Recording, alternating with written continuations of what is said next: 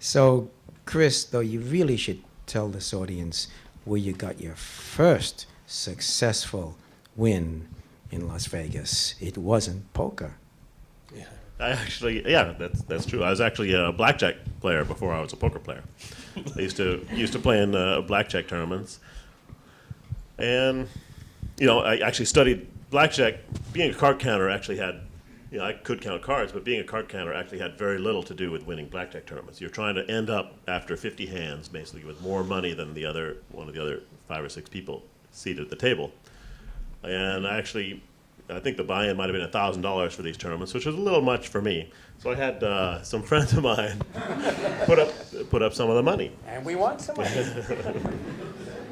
Thank you, Chris. You're welcome. And by the way, another thing you may not know about Len Kleinrock, he was actually a card counter in Vegas. I think around the time of Ed Thorpe, the original person who wrote Beat the Daily. I think you had a card counting system. Was it before Ed Thorpe? Right. Before Ed Thorpe published his card counting system, Len Kleinrock actually had a card counting system and played in Vegas. So, you can see why we're You're together. not supposed to say that, though. How pissed professor. off, how mad were you that somebody published it? Yeah, they had a card counting system. You ruined your whole game, right?